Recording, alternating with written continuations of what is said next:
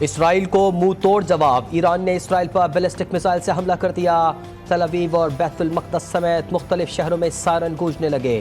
اسرائیلی media کے مطابق ایران نے 100 سے زائد میزائل اسرائیل پر داغے۔ عرب میڈیا کا دعویٰ ہے کہ اسرائیل پر ایران کی جانب سے 400 میزائل داغے گئے۔ ایرانی خبر ایجنسی کے مطابق ایرانی میزائلوں نے تل ابیب میں اہداف کو نشانہ بنایا ہے۔ ایرانی میزائل اسرائیلی ایئر بیس پر بھی گرے۔ کچھ میزائلوں نے نیٹزم کے علاقے کو نشانہ بنایا۔ بڑی تعداد میں اسرائیلی ٹینکوں کو تباہ کر دیا۔ حیفا میں ریلوے اسٹیشن کے قریب فائرنگ سے 8 افراد ہلاک اور زخمی۔ تل ابیب میں فائرنگ سے کئی صہیونی آباد کار زخمی ہو گئے۔ 6 کی حالت تشویشناک۔ اسرائیلی حکام نے عوام کو شیلٹر میں رہنے کا حکم دے دیا۔ اسماعیل ہنیہ، حسن نصر اللہ اور نیل فروز شان کی شہادت کا بدلہ لینے کے لیے اسرائیل کو نشانہ بنایا گیا۔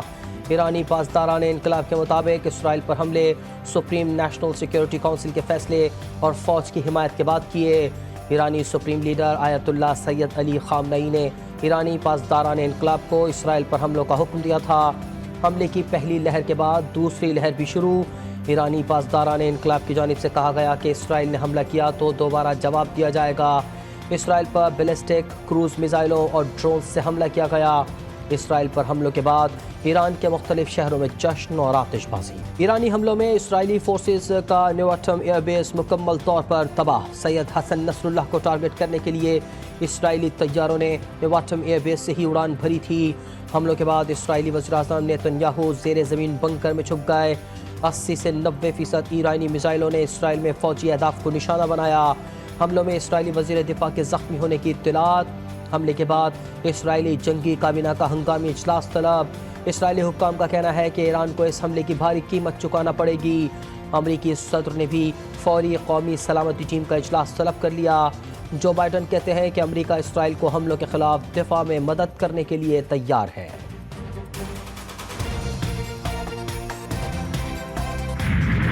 اسرائیلی فوج کی زمینی راستے جنوبی لبنان میں پیش قدمی۔ صہیونی فوج کی بھاری اسلحہ اور توپوں کے ہمراہ جنوبی لبنان میں داخل ہونے کی کوشش۔ کولا بارڈر پر پہلا حملہ، اقوام متحدہ کی آرمڈ فورس اور لبنانی فوج بھاگ نکلی۔ حزب اللہ کے مجاہدین نے زیرو لائن کی چیک پوسٹوں پر پہنچ کر کمان سنبھالی۔ حزب اللہ نے اپنے رضوان فورس کی ویڈیو جاری کر دی۔ ہم تمہارا مقابلہ کرنے کے لیے تیار ہیں، اسرائیلی افواج کو پیغام۔ صہیونی جنگی طیاروں کے جنوبی لبنان سمیت مختلف علاقوں پر حملے، بمباری میں 100 سے زائد افراد شہید، درجنوں زخمی۔ جنونی ریاست کے شامی دارالحکومت پر بھی وار۔ دمشق پر فضائی حملے میں خاتون اینکر سمیت 3 افراد شہید۔ حزب اللہ کے میڈیا تعلقات کے عہدیدار نے اسرائیلی دعویٰ مسترد کر دیا۔ محمد عفیف کا کہنا ہے کہ لبنانی سرحد میں دراندازی کا صہیونی دعویٰ سراسر غلط ہے۔ حزب اللہ اور قابض افواج کے درمیان کوئی براہ راست زمینی جھڑپیں نہیں ہوئیں۔ مزید کہا کہ جو بھی لبنان میں داخل ہونے کی ہمت یا کوشش کرے گا، ہمارے مجاہدین دشمن قوتوں کا مقابلہ کرنے کے لیے تیار ہیں۔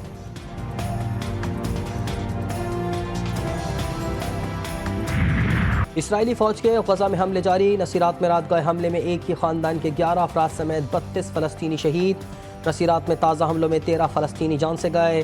غزہ سٹی میں بھی اسرائیلی بمباری، شہداء کی مجموعی تعداد 41,638 ہو گئی۔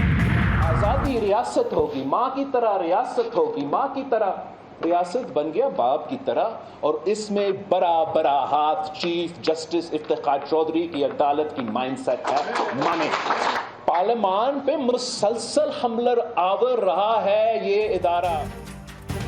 آئینی عدالت بننا ضروری ہے، عامر کے بنائے گئے کالے قوانین کا خاتمہ ضروری ہے۔ ہمارے خاندان کا سفر کٹ پتلیوں سے شروع نہیں ہوتا۔ بلاول بھٹو زرداری کا کوئٹہ میں وکلا سے خطاب۔ اسلام آباد میں عدالتی جنگ سے لا تعلقی کا اظہار کیا۔ افتخار چودھری جیسے مائنڈ سیٹ نے عدلیہ کو خراب کیا۔ ہر رکن پارلیمنٹ کو مرضی کے مطابق ووٹ کا حق ہے۔ یہ بات درست ہے کہ آج کے حالات بہت اچھے نہیں ہیں، لیکن حالات تو تب بھی بہت برے تھے جب ایک ایسا فرعون بیٹھا تھا جس کے خلاف کوئی لب کشائی نہیں کر سکتا تھا۔ پاکستان پیپلز پارٹی کا مسلسل موقف رہا ہے، پورا یہ وعدہ کرنا ہے۔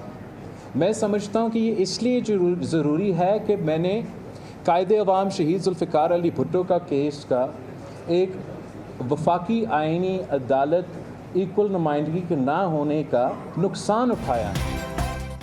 توہین عدالت کا مطلب کیا یہ ہے کہ اگر کوئی کسی جج کے خلاف کچھ بولے تو آپ کو زندگی بھر کے لیے سزا ملے؟ کیا یہ اظہار رائے کی آزادی ہے؟ بلاول بھٹو زرداری کا وکلا سے سوال پوچھا، کیا اظہار خیال کی آزادی یہ ہے کہ آپ کوئی فیصلہ دے دیں، آپ وزیراعظم کو نکال دیں، آپ 18ویں اور 19ویں ترمیم میں تبدیلی کریں اور ہم چوں تک نہ کر سکیں؟ آپ چاہتے ہیں کہ فیصلے ہوتے رہیں اور ہم شکایت بھی نہ کریں؟ سپریم کورٹ میں اب کچھ بھی بند دروازوں کے پیچھے نہیں ہوتا۔ لگتا ہے کہ آرٹیکل 63 کا فیصلہ تحریک عدم اعتماد کو غیر مؤثر بنانے کے لیے تھا۔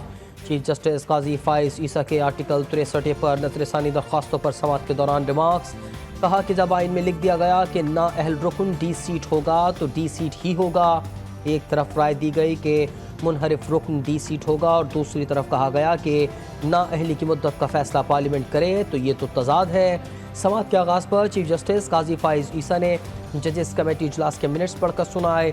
بیرسٹر علی ظفر نے بینچ پر اعتراض اٹھایا۔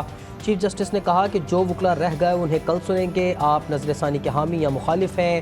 علی ظفر سے سوال، میں مخالفت کروں گا، چیف جسٹس کو جواب۔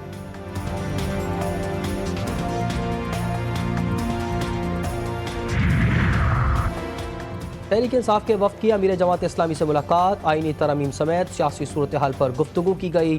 بیرسٹر گوہر کہتے ہیں کہ حکومت اس وقت جو کچھ کر رہی ہے اس پر ہم نے غور کیا، کوئی بھی ترمیم نہیں ہونی چاہیے جو رات کے اندھیرے میں ہو۔ حافظ نعیم الرحمان بولے کہ چیف جسٹس اعلان کریں کہ آئینی ترمیم ہو یا نہ ہو وہ ایکسٹینشن نہیں لیں گے۔ منصور علی شاہ نئے چیف جسٹس آف پاکستان ہوں۔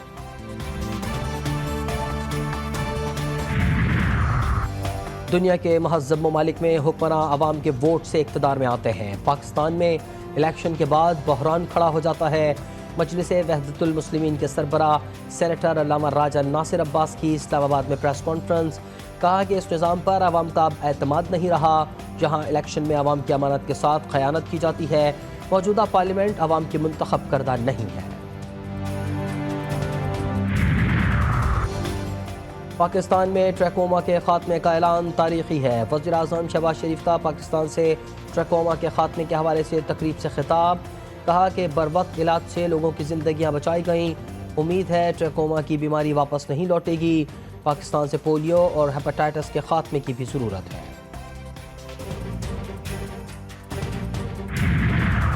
آئی ایم ایف کی شرائط پوری کرنے میں ایف بی آر کو مشکلات کا سامنا، رواں مالی سال کی پہلی سہ ماہی میں ٹیکس آمدن میں 101 ارب شارٹ فال کا خدشہ، ایف بی آر کا بینکوں اور کمپنیوں سے ایڈوانس ٹیکس لینے کا منصوبہ، فیلڈ فارمیشنز کو ایف بی آر کی ٹرانسفارمیشن پلان پر عمل درآمد کی ہدایت، نان فائلرز اور نان رجسٹرڈ بزنس کرنے والوں کے خلاف کارروائی کی جائے گی، ٹیکس وصولیوں کا ہدف پورا کرنا لازم۔ پاکستان میں مہنگائی کی شرح 44 ماہ کی کم ترین سطح پر آ گئی، ادارہ شماریات کی ماہانہ رپورٹ میں دعویٰ، ستمبر 2024 میں کنزیومر پرائس انڈیکس 6.9% ریکارڈ کیا گیا۔ ستمبر میں مہنگائی وزارت خزانہ کی توقعات سے بھی کم رہی، اوسط مہنگائی سنگل ڈیجٹ میں ریکارڈ کی گئی۔ وزیراعظم کا مہنگائی کی شرح 44 ماہ کی کم ترین سطح پر آنے پر اظہار تشکر، کہا کہ اللہ کے کرم سے کیے گئے عہد کی پاسداری میں کامیابی ملنا شروع ہو گئی، پیٹرولیم مصنوعات کی قیمتوں میں متواتر کمی سے عوام کو ریلیف مل رہا ہے۔ پنجاب حکومت نے تحریک انصاف کے جلسوں کے پیش نظر دفعہ 144 نافذ کر دی، میاں والی میں 7 روز جبکہ فیصل آباد اور بہاولپور میں 2 دن کے لیے دفعہ 144 کا نفاذ، رینجرز تعینات، شہر میں ہر قسم کے سیاسی اجتماعات، دھرنوں، جلسوں، مظاہروں اور احتجاج پر پابندی۔ محکمہ داخلہ پنجاب نے جھنگ میں بھی دفعہ 144 کا نفاذ کر دیا، نوٹیفیکیشن جاری۔ سیالکوٹ میں نامعلوم افراد کی کار پر فائرنگ، 7 افراد جاں بحق، واردات کے بعد ملزمان فرار ہو گئے۔ پولیس کے مطابق فائرنگ کا واقعہ دیرینہ دشمنی کا شاخسانہ ہے، لاشیں اسپتال منتقل کر کے تحقیقات شروع کر دی گئی۔ President cup one day tournament 3 اکتوبر سے شروع ہوگا، 50 اوورز پر مشتمل ٹورنامنٹ میں 9 ڈپارٹمنٹل ٹیمیں شریک، 19 میچز 5 شہروں ایبٹ آباد، اسلام آباد، راولپنڈی، فیصل آباد اور لاہور میں کھیلے جائیں گے۔ سیمی فائنل 13 اور 14 اکتوبر کو ہوں گے، فائنل 16 اکتوبر کو ہوگا۔ اور کوئٹہ میں رنگ برنگے اور خوبصورت آسٹریلین طوطوں کی نمائش، سندھ اور بلوچستان پر سے برڈز لور نے حصہ لیا، طوطے نمائش میں آنے والے بچوں کی توجہ کا مرکز بنے رہے، طوطے اپنی میٹھی بولی بول کر شرکاء کی توجہ حاصل کرتے رہے۔